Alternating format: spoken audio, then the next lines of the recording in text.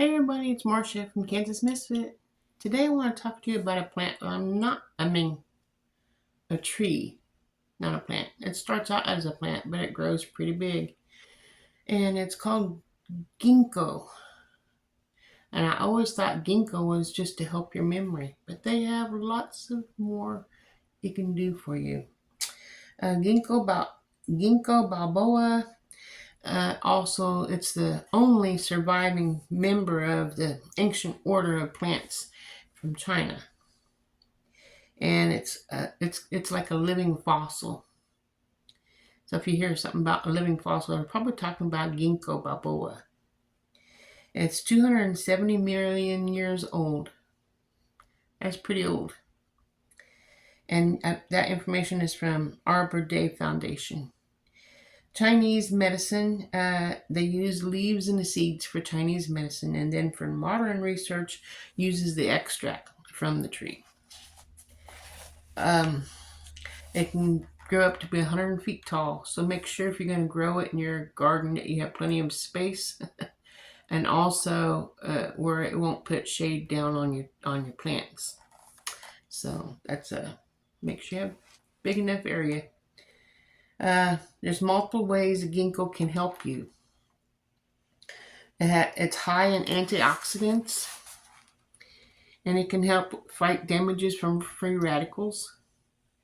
And it's good. It helps with arthritis and irritable bowel diseases, cancers, heart disease, and stroke.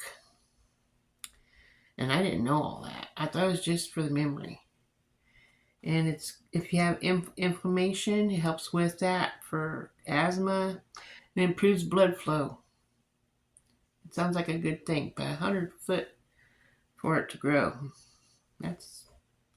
I'll be dead before it's ready for me to use.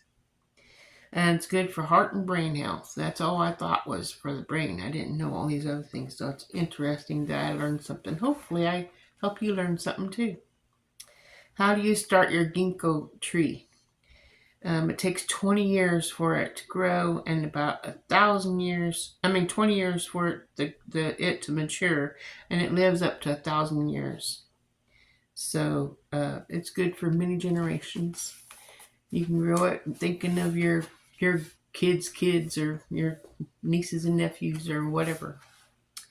Step 1, and there's 5 steps to growing and harvesting and storing and caring for your plants. And step 1 says, do you have space for a ginkgo tree? And find a spot in your garden to receive at least 4 hours of sunshine per day. And bear in mind that the tree will be a fantastic source for shade with time. Well, 20 years. If you have a local nursery, you can buy a young plant and transplant it. And this will help those who are understandably do not want to wait too long. The ones that can't, like me, for instance. But if you start out young and like just getting out of high school, you might be able to enjoy it for a while before when you pass and leave it to your next generation or whoever buys the place where you're living. Begin with a Ziploc bag and a couple handfuls of peat, and give ginkgo seeds, 5 ginkgo seeds in a small bag. And the bag needs to be about 1 to 2 months placed in a consistent area of 68 degrees Fahrenheit. Check the bag occasionally and make sure that the peat moss is just moist. If the peat looks dry, use a mister so that you do not overwater it. Place the bag in the refrigerator for another 2 months, and then check it every 24 hours. And then oops, did I skip something? I might have skipped something. Yes, I did. In a container, mix potting soil and some sand, and overwater the mixture so that it's soaking. And make the mixture of 1 part bleach and 9 parts water. Drop the seeds into the solution for 10 minutes. Then remove and pat dry. Pop the seeds just below the surface of the soil and leave it in a sunny spot. If you're planting the seed directly, you can do so in the spring. I don't know how many of you are even able to grow this if you're my age or older.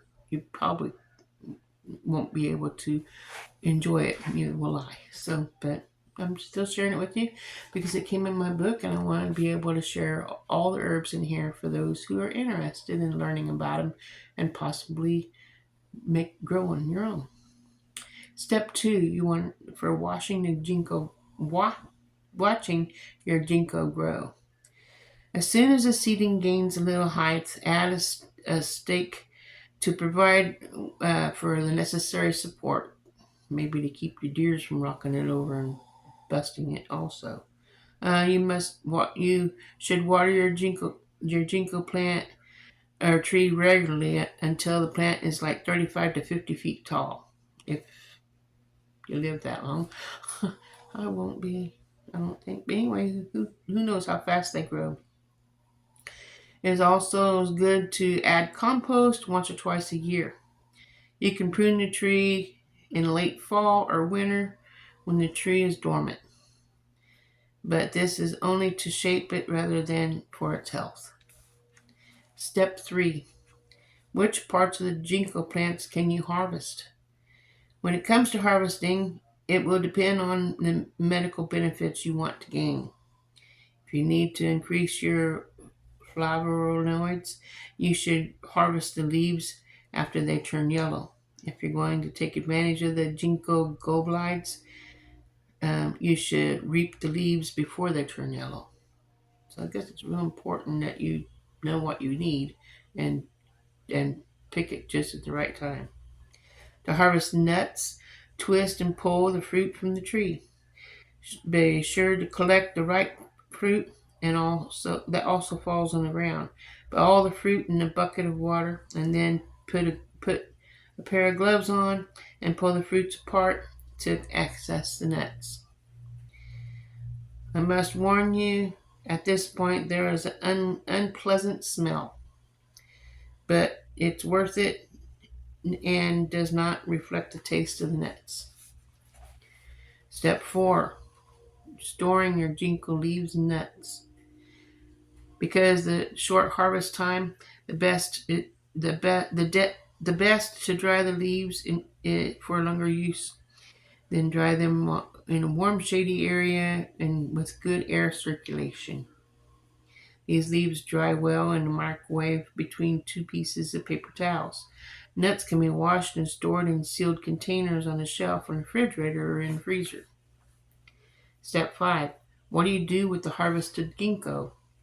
Ginkgo nuts is delicious when cooked, but they should not be eaten raw. You can boil the nuts for 10 minutes and for a bit of a treat, fry the ginkgo nuts in a small amount of oil and sea salt. The nuts will crack open and then you can eat them like peanuts. Use fresh or dried leaves and make teas. Use fresh or dried leaves to make tinctures and soak in vodka or neat in some cider vinegar. The mixture can be made in 15 doses for 3 times a day. Ginkgo is not for everybody. Once you are past the awful smell and it's easy to munch on your bowl of nuts, you should limit that to about 8 nuts a day. This way you reduce the risk of side effects of nausea, diarrhea, dizziness, headaches, and stomach aches.